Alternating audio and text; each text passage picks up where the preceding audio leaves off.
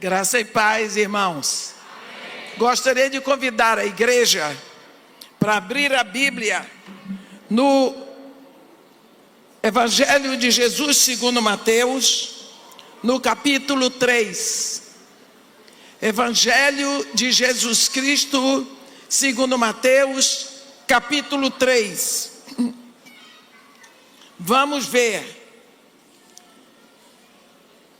Versículo 11, João Batista diz: eu vos batizo com água para arrependimento, mas aquele que vem depois de mim é mais poderoso do que eu, cujas sandálias não sou digno de levar.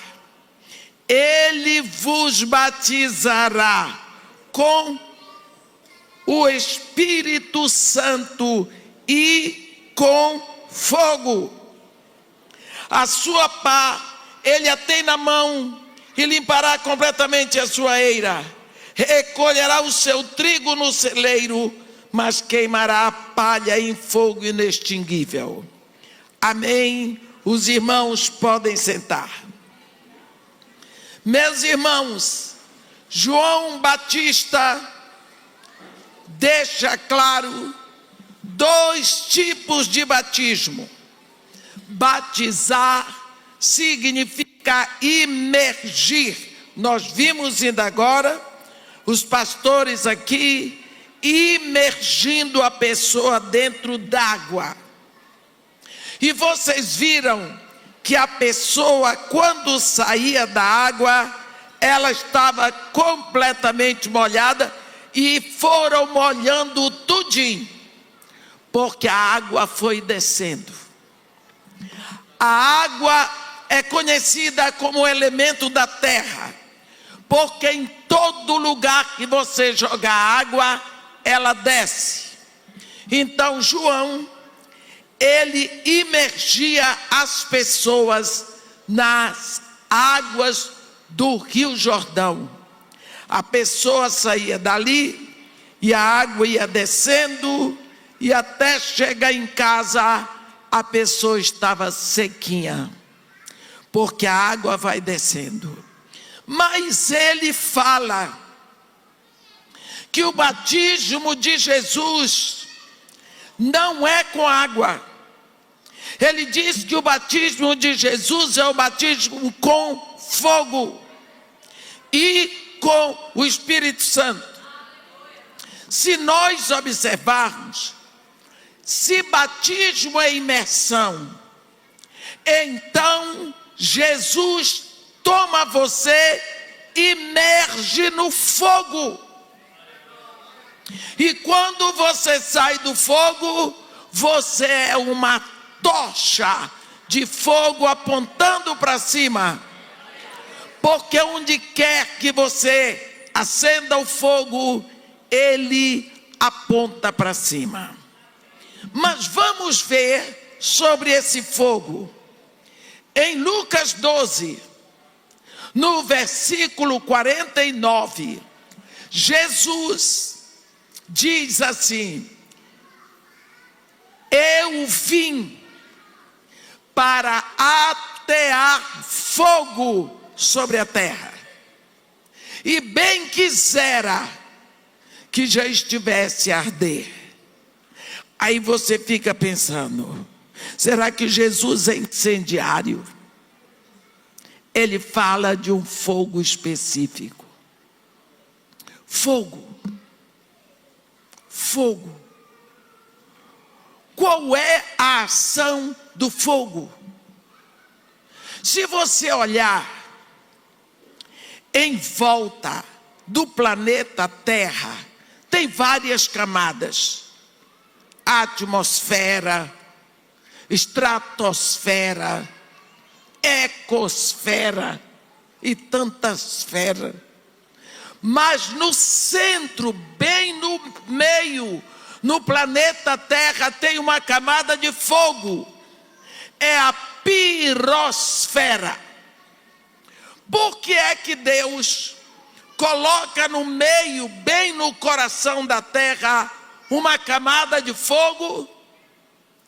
Porque o fogo torna as coisas leves. O fogo torna as coisas suspensas. Porque a terra tem uma camada de fogo no centro, a terra fica solta no espaço e não cai. Nós aprendemos, a terra se movimenta, ela tem movimento de rotação, movimento de traslação, mas não cai. Porque ela fica balanceada no ar, por causa de uma camada de fogo. O fogo mantém as coisas suspensas. Eu vou contar para você uma experiência que eu tive e que eu vi. Não é história de velho, não. É uma experiência minha. Eu morava no Iraque, extremo sul do Iraque, fronteira com o Kuwait. Nós fomos para lá para ficar 5 anos. Meu marido trabalhava na Petrobras. 3 anos e meio. Começou a guerra Irã-Iraque. Muita gente que está aqui nem tinha nascido. E do 3º para o 4º dia, nós tivemos que fugir do Iraque. O embaixador do Kuwait, junto com o embaixador do Brasil no Iraque, conseguiram para nós fugirmos para o Kuwait. Aonde nós estávamos no Iraque é na fronteira com o Kuwait, é a antiga Caldeia, hoje se chama Basra. Eu morei 3 anos e meio na terra de Abraão.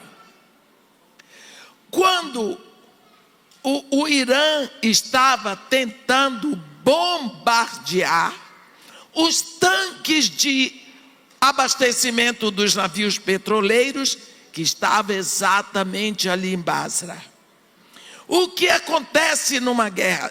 Eu me lembro que naquele dia, ao meio-dia, nós estávamos almoçando, houve um bombardeio, que a comida em cima da mesa, a mesa levantou, a comida derramou, os vidros das janelas se quebraram, as crianças, meus filhos, gritavam, e nós ficamos ali.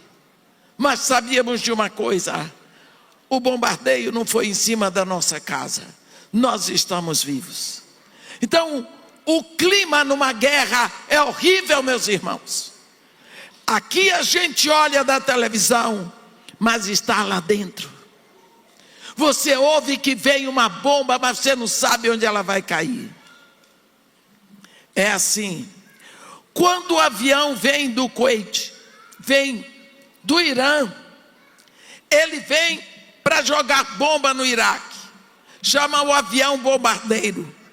O radar no Iraque detecta o avião que vem.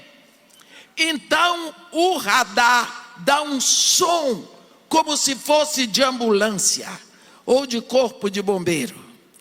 Aí eles soltam um míssil que vai mais rápido do que o avião. E aqui embaixo a gente ouve aquele ruído. E a gente fica pedindo a Deus que não seja bombardeado, que o míssil atinja o avião antes do avião soltar a bomba. Porque quando ele explode o avião no ar, porque o míssil vai mais rápido, atraído pelo calor da turbina do avião. Ele explode o avião no ar, então a bomba não vem para a terra. É esse o clima.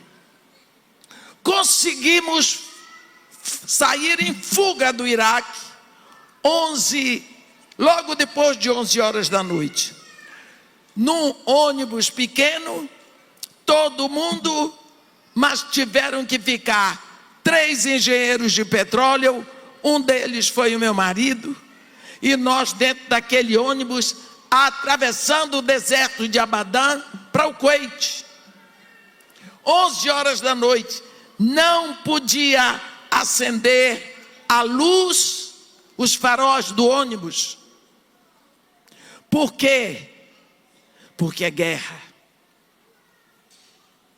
Então, o motorista tem que ser conhecedor com precisão do deserto, porque não se vê nada. A noite totalmente escura, e o motorista a todo vapor para alcançar o Kuwait logo. Ouvimos a sirene do radar. Sabíamos, lá vem bombardeio. Vimos quando o míssil do Iraque cruzou o ar, atingiu o avião em cheio. É sobre isso que eu quero dizer para vocês.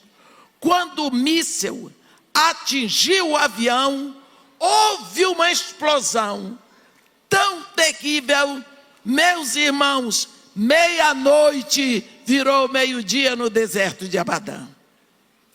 Porque aquele avião se transformou numa bola de fogo, numa bola gigantesca. E o combustível, as gotas de combustível se espalharam pelo ar, pegando fogo. Pareciam milhares e milhares de estrelas que iam se apagando pouco a pouco. E aquela bola de fogo ficou parada no ar. Eu sei que foram alguns segundos, mas a impressão que eu tenho até hoje é que foram 2 horas. Parado.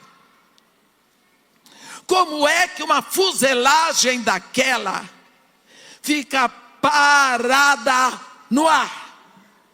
Fogo. O fogo torna as coisas leves. O fogo torna as coisas leves. O fogo. O fogo levanta tudo. Fogo.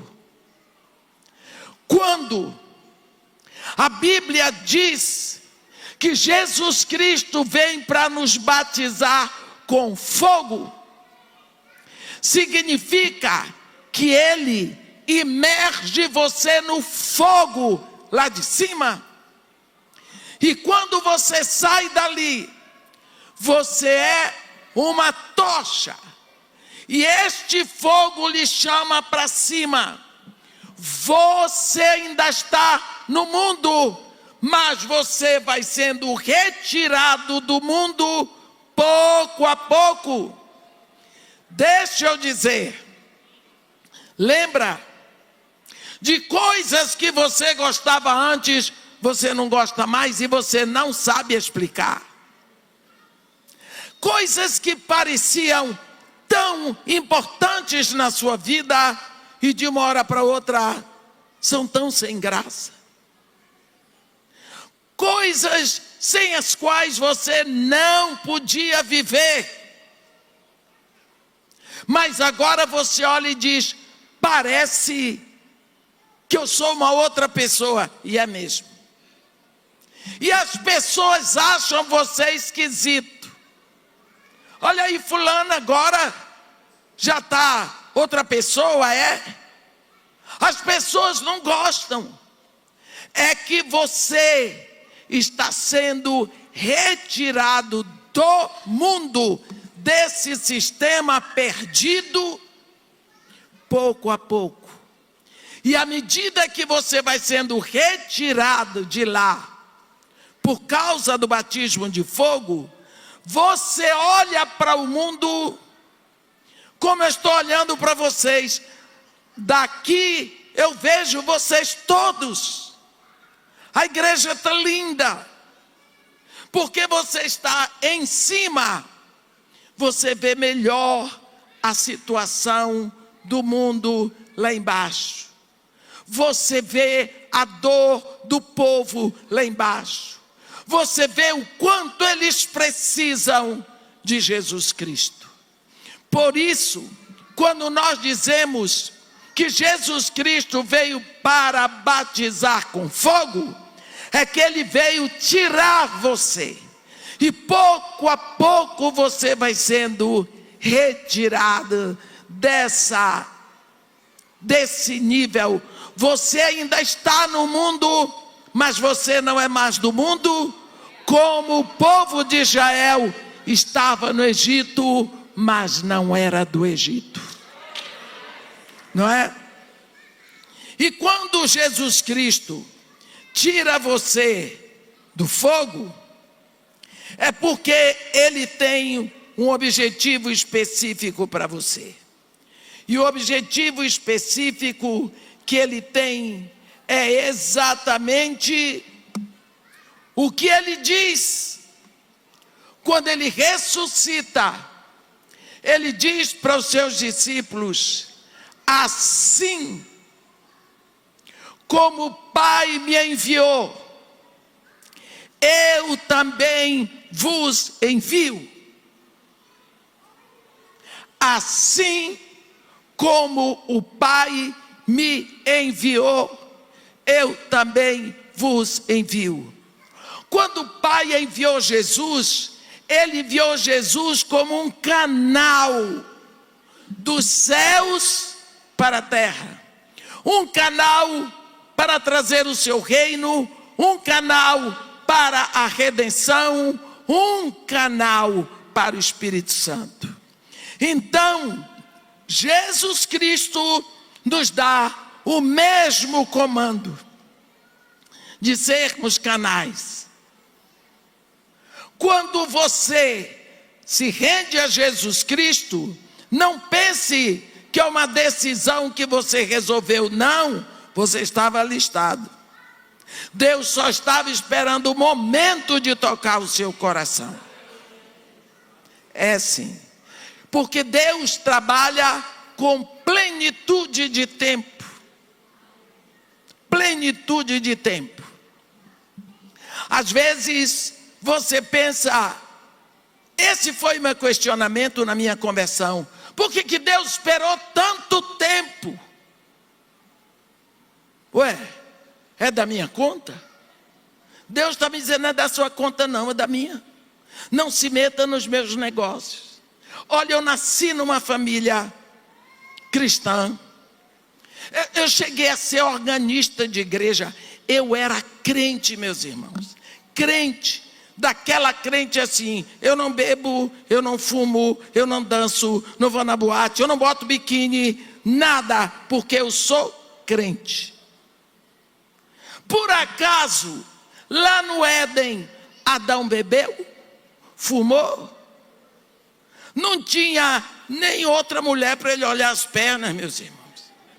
Mas ele cometeu um pecado, que por causa desse pecado, toda a terra ficou maldita. Deus disse para ele: Adão, por tua causa, amaldiçoada é toda a terra. Eu estava com 32 anos, quando houve a minha conversão, o meu novo nascimento. Eu sei que foi naquele dia, lá no Iraque, no interior do Iraque, em Basra, por causa de uma menina de 9 anos, uma beduína, Suheila, com um cordeirinho na mão. Está vendo? Dali em diante, eu sou uma nova criatura. Por que Deus esperou tanto? Eu não sei. Mas eu sei que Ele estava me preparando o tempo todo para a hora dele tocar fogo. E o que Ele tocou fogo, eu estou pegando fogo cada vez mais. Graças a Deus. E assim como eu conheço a bem-aventurança de ser filho de Deus, eu prego esse evangelho para que outros recebam a mesma bem-aventurança.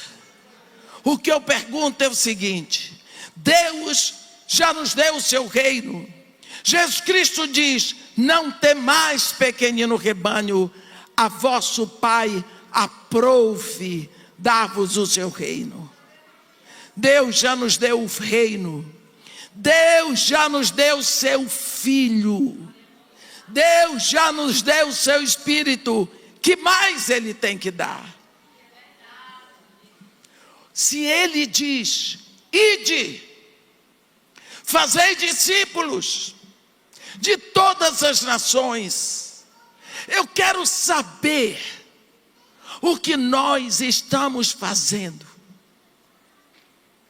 Se o pastor, a esposa dele e outros mais tivessem recebido o chamado e ficado em casa, nós não estaríamos hoje batizando 14 pessoas aqui, 13 pessoas aqui. Esta igreja não existiria, porque se nós recebemos a bem-aventurança e guardamos para nós, todos nós somos enviados. Mas, irmão, acontece que eu não estudei, eu não falo nenhuma língua estrangeira, eu não fiz nem o 2º grau, eu não sei falar direito, irmão. Eu falo, nós vai e nós vem. E como é que eu vou pregar Jesus? Vamos ver o que a Bíblia diz a respeito disso. Hoje nós vamos estar falando sobre um chamado que nós muitas vezes desprezamos. Existe em Atos 9 a situação da conversão de Paulo. Naquele momento, eu vou dizer para os irmãos rapidamente como estava a situação da igreja. A igreja tinha começado. No primeiro sermão de Pedro, 3.000 almas aceitaram Jesus. Em seguida, isso foi no capítulo 2 de Atos. No capítulo 3, por causa da cura do coxo da porta do templo chamada Formosa, mas 2.000 almas vieram, já são 5. E aí a igreja crescia, mas os judeus não aceitavam. Primeiro, eles diziam que Jesus não ressuscitou, que foram os discípulos que roubaram o corpo dele, que ele morreu e que os discípulos roubaram o corpo dele. Não aceitavam que Jesus fosse o Messias. Pelo contrário, o Sinédrio condenou Jesus. Os judeus condenaram, pediram que Jesus fosse crucificado, preferiram Barrabás. Quando acontece Pentecostes, houve a grande explosão da igreja, porque o Espírito Santo vem sobre os discípulos, eles recebem o poder do alto e eles passam a pegar fogo de amor por Cristo. E aí a igreja começa a crescer e começa a vir a perseguição, e não adiantava, a igreja crescia. No capítulo 7, Estevão é martirizado. Isso deu força para os judeus. E eles então saem perseguindo a igreja. No capítulo 8 de Atos, a Bíblia diz: naquele dia levantou-se grande perseguição contra a igreja em Jerusalém. E todos, exceto os apóstolos, foram dispersos pela região da Judeia e Samaria. Eu gosto desse texto. Sabe, você prepara um campo, aí você vai semear goiaba, Você vai semear semente de goiaba. O que é que você faz? Você pega a mão cheia de semente e faz assim, ó. Vai dar muita goiabeira. Quando existe essa diáspora da igreja, todos deixaram Jerusalém, era o Espírito semeando a igreja. A cada lugar que ia um crente, ele pregava Jesus Cristo. Então não tem como vencer essa igreja. Não tem como. Um jovem fariseu, muito inteligente, muito bem preparado, chamado Saulo, ele era da Cilícia, da cidade de Tarso. Em abril eu estive na casa onde ele vivia com a família em Tarso, nós estivemos em Tarso. O pai dele, a família de Paulo, eles fabricavam tendas, e naquela época, fabricar tendas era um ofício que dava muito dinheiro. Então, a família de Paulo pôde dar a ele uma educação de primeira. Enviaram Paulo para Jerusalém, e lá ele foi educado na lei aos pés do grande mestre político religioso Gamaliel. Ele falava hebraico, aramaico, latim e grego.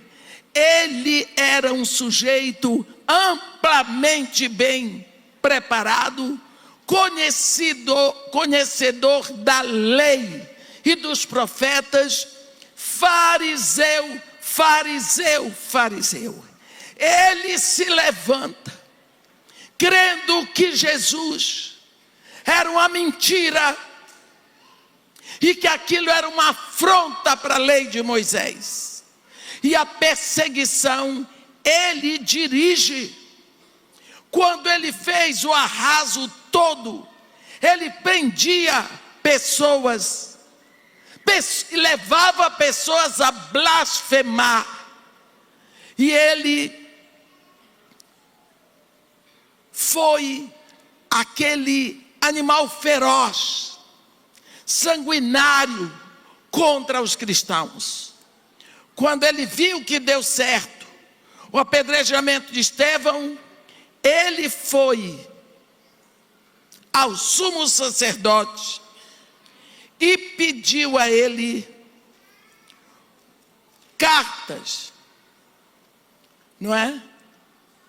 Para as sinagogas de Damasco, a fim de, caso ele achasse alguns que eram do caminho, quer dizer, da igreja, ele pudesse prender, podia ser homem, podia ser mulher, e trazer para ser preso, morto, espancado em Jerusalém. 6 dias de viagem a cavalo, de Jerusalém para Damasco.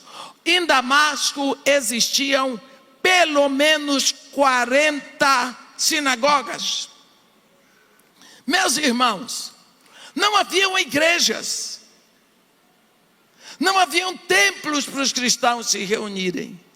Os primeiros cristãos eram todos judeus. Então, dentro das sinagogas, existia um povo que era cristão. Era isso que Paulo queria fazer: entrar nas sinagogas e prender quem fosse cristão. Os discípulos de Damasco ficaram sabendo que Paulo estava indo para lá para desenvolver a mesma perseguição que desenvolveu em Jerusalém. Eu quero que vocês pensem como estava a igreja em Damasco. Os cristãos gemendo, chorando, orando, clamando a Deus, para que Deus não permitisse que aquela fera sanguinária chegasse a Damasco. Pediram. Paulo está indo para Damasco. A Bíblia diz, ao se aproximar, está aqui no capítulo 9, Seguido ele, estrada fora, ao aproximar-se de Damasco, subitamente, uma luz do céu brilhou ao seu redor.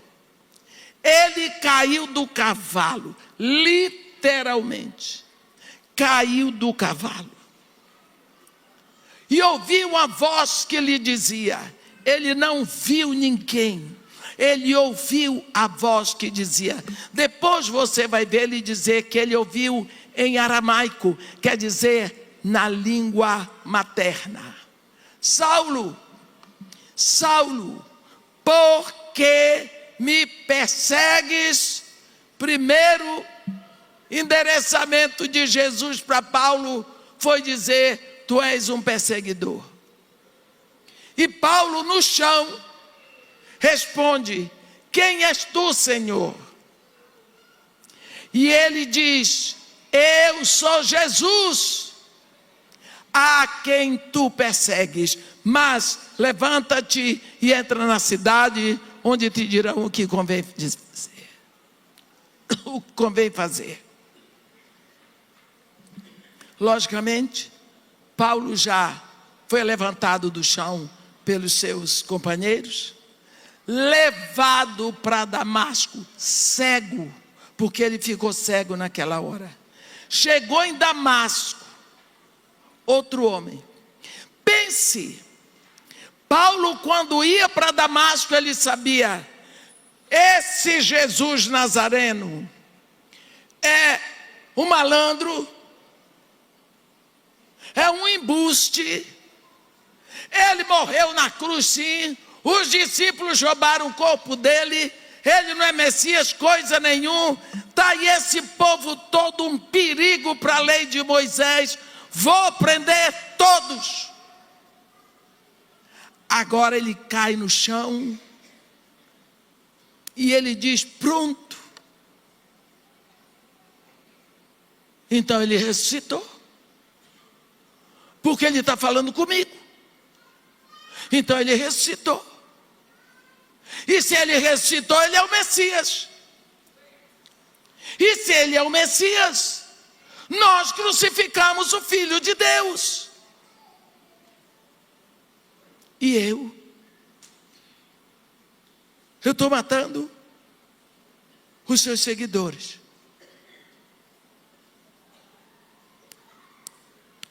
Olhe como ficou a cabeça desse homem. Desse jeito, ele vai para Damasco, não falou mais nada, 3 dias não comeu, não bebeu, ficou orando. Jesus Cristo aparece para um discípulo. Isso que eu quero que você preste atenção. Jesus Cristo aparece para um discípulo. O que é necessário para ser discípulo de Jesus Cristo? É necessário que você, pecador, você ouça a palavra da verdade, você creia no Evangelho, se arrependa dos seus pecados, aceite Jesus Cristo como seu único Senhor, suficiente Salvador. Então, o seu nome é escrito, registrado no livro da vida do Cordeiro. Você é feito filho de Deus, você recebe o Espírito Santo, você agora é discípulo. Só isso. Então, a Bíblia não fala quem é maior, quem é menor. Deus não precisa dos títulos de ninguém.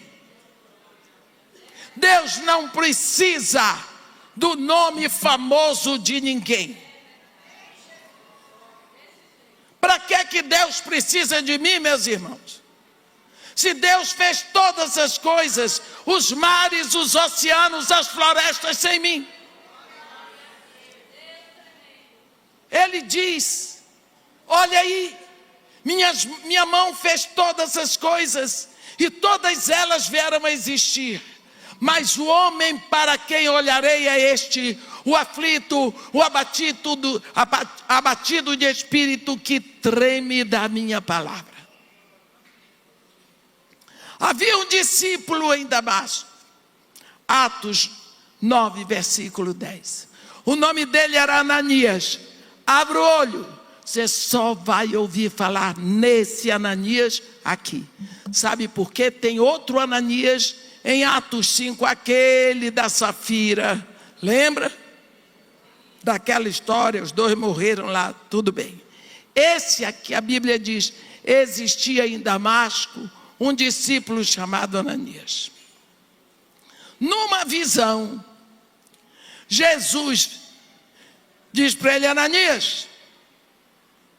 Ele diz: eis-me aqui, Senhor. O Senhor diz: dispõe-te e vai à rua que se chama à direita, e na casa de Judas procura por Saulo, apelidado de Tarso, porque ele estava orando.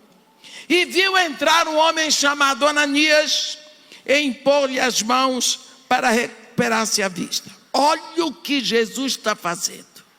Ele está falando com Ananias aqui. Mas aqui ele já abriu a visão de Paulo para Paulo ver Ananias, que ia impor as mãos sobre ele.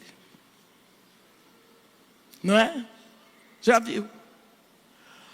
Quando Ananias ouve Jesus dizer isso para ele, eu não sei como é que aquele homem ficou de pé, porque se fosse eu tinha dado um grito. Ananias, primeira coisa, pronto, o homem já chegou aqui.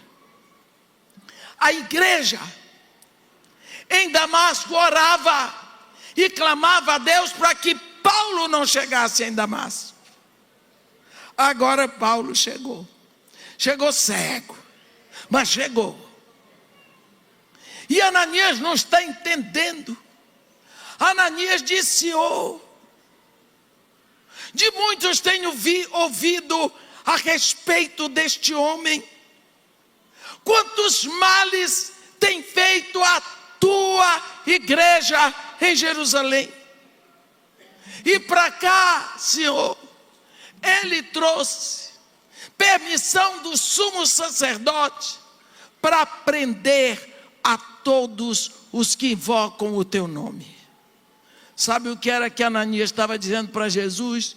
Senhor, está por fora. O senhor não sabe quem é esse homem é uma peste. Não foi assim que Félix disse que Paulo era uma peste? Este homem, ele fez tudo que não devia com seus santos lá em Jerusalém. O senhor sabe o que ele vem fazer aqui? Ele vem fazer o mesmo. Deixa este homem cego, porque cego ele não pode fazer mal a nós. Era isso que Ananias queria dizer para Jesus Cristo. Jesus Cristo ouviu a charopada de Ananias. Ananias até disse pouco: se fosse eu tinha chorado, tinha gritado, para Jesus não deixar. Mas Jesus ouviu tudo e disse para Ananias: mas vai, porque este é para mim um instrumento escolhido, para levar o meu nome perante gentios e reis, e perante o povo de Israel, pois eu lhe mostrarei o quanto vale sofrer pelo meu nome. E desapareceu. E Ananias ficou com banana quente, batata quente na mão. Jesus Cristo deu nas mãos de Ananias uma missão: vai. E agora? Você iria? A missão de Ananias é importantíssima. Ananias, eu vou lá, e se este homem me pega, este homem que eu pedi tanto a Deus que não chegasse aqui, agora eu tenho que levar a cura para ele. Ananias tinha nas mãos o fato dele ser discípulo. E o discípulo, ele pensa como o seu mestre, ele faz tudo para agradar o seu mestre. Um discípulo não é um evangélico que repete umas frases, mas não vive a verdade. Coitado de Ananias. E agora? Jesus Cristo desapareceu, acabou a visão. Eu tenho que ir. Eu não sei como foi o caminho da casa de Ananias até a casa de Judas, na rua direita de Damasco. Ele foi. Este homem, com toda a dificuldade que ele teve, ele obedeceu. E quando ele entrou na casa, ele disse: Saulo, irmão, está aqui. Então Ananias foi entrando na casa e pôs sobre ele as mãos, dizendo: Saulo, irmão, você está ouvindo?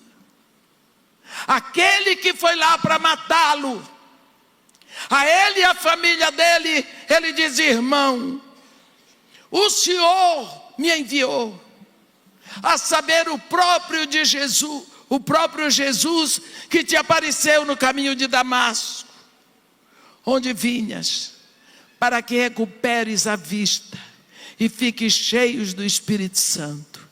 Ele impôs as mãos sobre Paulo, ordenando a cura. As escamas dos olhos de Paulo se abriram, e quando Paulo viu o primeiro rosto na vida dele, foi o rosto de um cristão. O rosto de alguém que ele foi ali para matar. Era aquele que trouxe para ele a bem-aventurança da cura. Lógico que Paulo nunca mais esqueceu esse rosto. Ele comeu, bebeu e saiu dali para começar a pregar Jesus. Nunca mais você vai ouvir falar de Ananias. Você não sabe se Ananias era um homem culto, se Ananias era um homem rico, se Ananias era de uma família importante. Você sabe o suficiente: ele era um discípulo de Jesus Cristo. Ele recebe uma incumbência como você recebeu e eu recebi. Vai, leva a cura, a restauração, a mudança de vida. Vai, leva a possibilidade, leva o começo de um ministério. Meus irmãos, que ministério maravilhoso é o ministério de Paulo. Nós sabemos tanto sobre Paulo. Cadê Ananias? Mas quem trouxe, quem foi o canal da bênção para Paulo foi Ananias. Por que que nós damos tanto valor a nomes tão grandes, a pessoas tão famosas e tão importantes?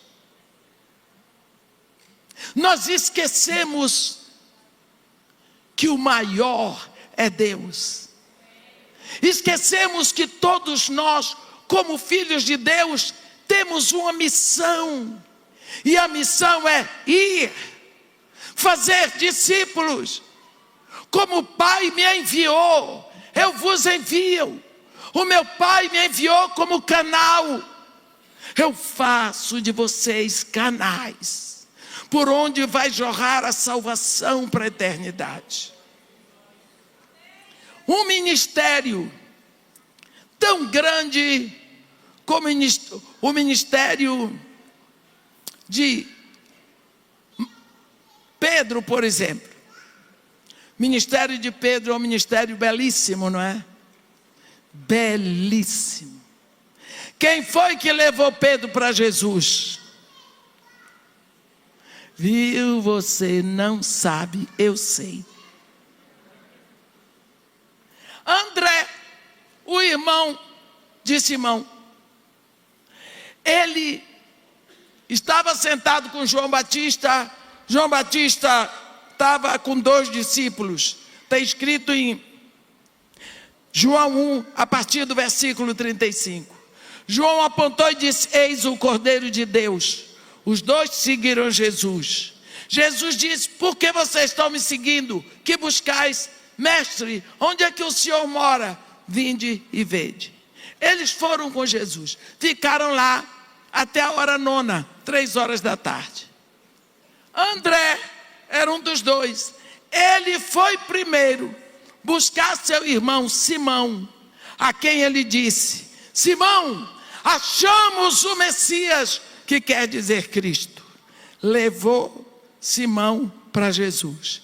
Jesus, quando viu Simão, disse: ei, tu és Simão, o filho de João, mas tu serás chamado Cefas, rocha, Pedro. Quem levou Pedro para Jesus foi André. Cadê André? Nem sabemos o que foi feito de André, né? Mas Simão Pedro está aí. Então, quantas vezes nós nos sentimos tão sem importância, mas existe um Paulo esperando por nós. Existe um Pedro esperando por nós, para que ele possa fluir e florescer e ganhar almas. É preciso que exista um Ananias que chega lá, que não sabe fazer outra coisa a não ser dizer: o mestre me mandou. A única coisa que Ananias soube dizer foi: o Jesus que te apareceu no caminho de Damasco me enviou. Estou aqui, toma. André, a única coisa que ele foi dizer: ei, achamos o Messias, vem. Acabou.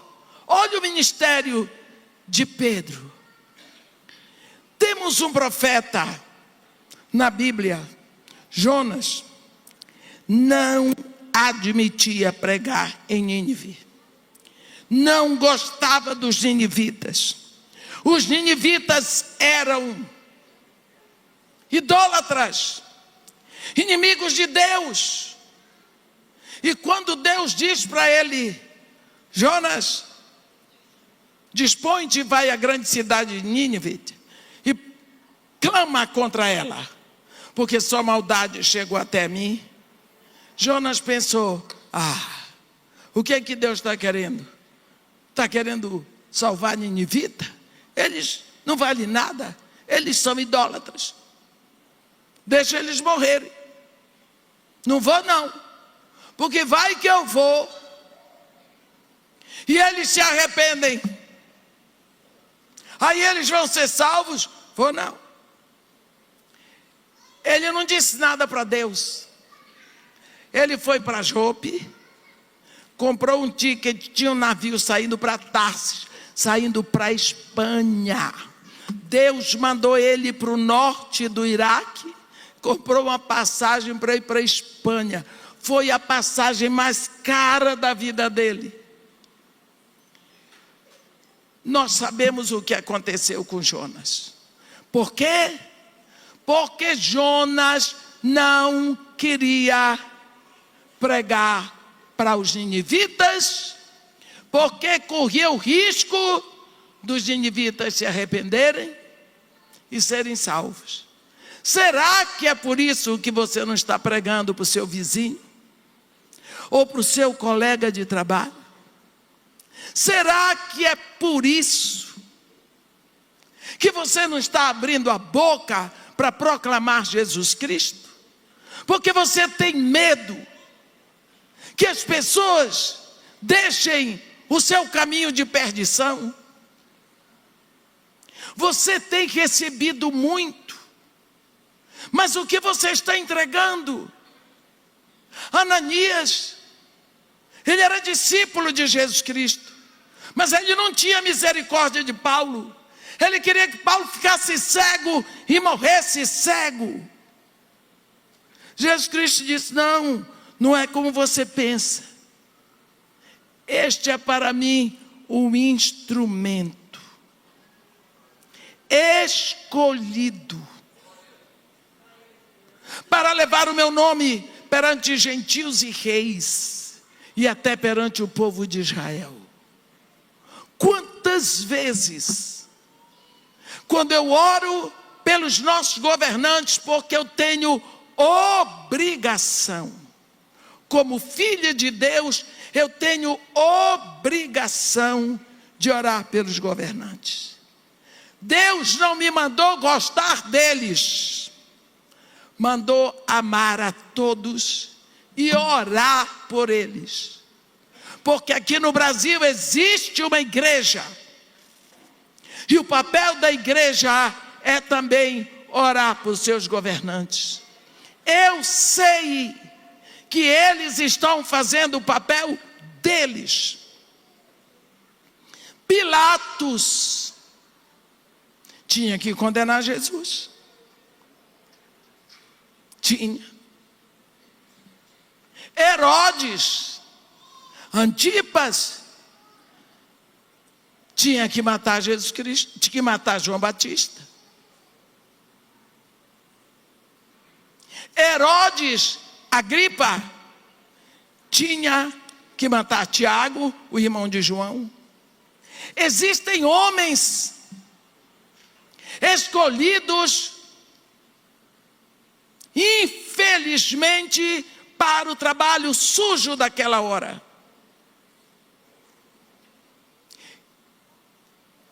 O massacre dos judeus estava profetizado na Bíblia.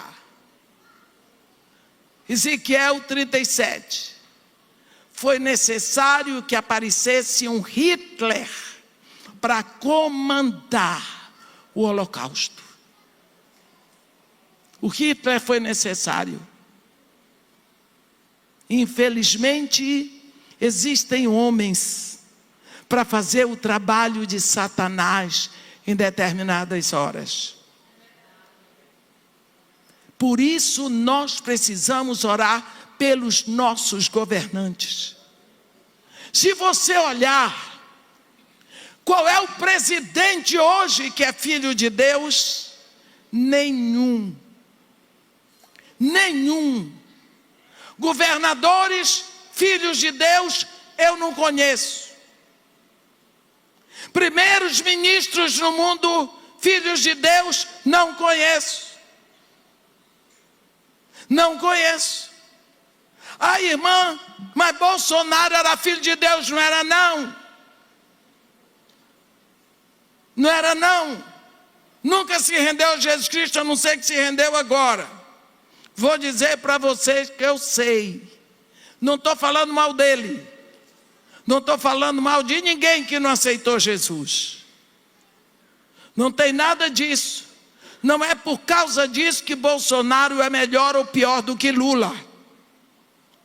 O fato é que o Bolsonaro pelo menos tem uma mulher que ora. E o pobre do Lula, a dele, coitada, ainda não tem Jesus. Pode ser que ela seja alcançada, não é? Por que não? Por que não? Será que não é um sonho? Eu tenho este sonho. Como eu gostaria de ver os nossos governantes se rendendo a Jesus Cristo. Porque a Bíblia diz: feliz é a nação cujo Deus é o Senhor. Mas esta incumbência foi entregue a nós, meus irmãos. Dispõe-te e vai. vai. Tu vais fazer. Deus podia ter feito tudo sozinho, mas Ele nos chama. Ele nos chama para ser a parte visível do reino. Não é? Nós precisamos saber que esse evangelho foi entregue a nós. A nós, não foi entregue aos anjos. Não foi. Foi entregue a nós. Por isso Ele mandou o Espírito Santo para nós. Qual é a incumbência que você tem na mão que você ainda não entregou? Como filho de Deus, você tem uma incumbência. Você tem um chamado. Você tem algo para entregar para alguém que está precisando. Existe um Paulo sem enxergar. E você tem que levar a palavra para ele. Não é? Existe um Pedro que está procurando o Messias. Mas você já encontrou. É você que tem que dizer para ele. Se você já encontrou, anuncie para aqueles que ainda estão buscando. E aqueles que estão buscando, eles estão cegos, buscando. Eles estão buscando na macumba. Eles estão buscando no espiritismo. Eles estão buscando na idolatria. Eles estão buscando no adultério. Eles estão buscando na imoralidade. Eles estão buscando preencher o seu vazio. No dia em que Deus criou o homem, Deus ia todos os dias, pela viração do dia, lá no Éden, para estar com Adão e Eva. Que momento maravilhoso! Aquele casal se deleitava na presença de Deus. E quando Deus ia embora, a vida deles era uma contínua expectativa pelo retorno. Um dia Deus chegou lá, encontrou ninguém. Adão, Adão, onde estás? E Adão respondeu: ouvi a tua voz no jardim, mas porque estava nu, tive medo e me escondi. Daí em diante, meus irmãos, o homem foi desconectado de Deus. Pense que você compra uma geladeira maravilhosa. A geladeira tem de tudo. Chega em casa, você põe tudo dentro da geladeira e viaja. Quando volta está tudo estragado, você diz: a geladeira estava quebrada. Eu comprei geladeira com defeito. Chama a assistência técnica. O técnico diz: a senhora não ligou. A senhora não conectou na energia elétrica. Aquela geladeira foi fabricada para funcionar conectada na energia elétrica. Se ela não tiver conectada, ainda é uma geladeira, é bonita, tem futuro, mas não vai funcionar. Vocêzinho que está me olhando aí, e eu também, cada um de nós foi fabricado por Deus para funcionar conectado nele. E o pecado nos desconectou. E aí nós não prestamos mais para nada. E você sabe disso. A nossa alma cheia de maus pensamentos, maus desejos, tramas diabólicas. Por quê? O pecado. Mas o que Jesus Cristo veio, Ele veio nos reconectar ao Pai. Agora o Espírito Santo começa a fazer um trabalho. Um trabalho difícil, porque estava tudo estragado. Mas pouco a pouco, na misericórdia de Deus, pelo estudo da palavra, pregação da palavra, oração, culto, pelo batismo de fogo, nós vamos sendo tirados dessa maldição do mundo. Mas como filhos de Deus, nós temos uma incumbência. Única coisa que Jesus mandou fazer: ide, fazei discípulos que farão outros discípulos. Cada discípulo que você faz é uma semente que você planta para o futuro, porque ele vai fazer outros discípulos. Ainda agora o pastor estava falando do tamanho da igreja.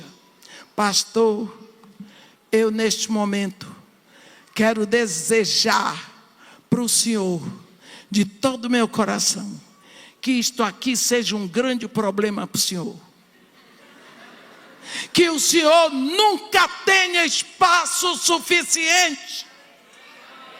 O Senhor vai fazer um culto 2, 10 e vai ter que ampliar. Só isso que eu lhe peço. Não vai dar. Nunca o Senhor encontrará espaço suficiente para trazer todos aqueles que Deus lhe deu. Isso, meu irmão, é o seu trabalho, é o plano de Deus na sua vida. Ide, fazei discípulos de todas as nações, batizando e ensinando a eles tudo o que vos tenho ensinado, e eis que eu estou convosco todos os dias, até a consumação do século. Meu desejo para vocês, meu irmão, é que Deus, na sua infinita misericórdia, exploda uma bomba no coração de cada um, para que vocês se apaixonem por Cristo, para que vocês anunciem Cristo, para que vocês entreguem aquilo que já receberam. E então esta cidade será completamente coberta do conhecimento da glória de Deus, como as águas cobrem o mar. Amém.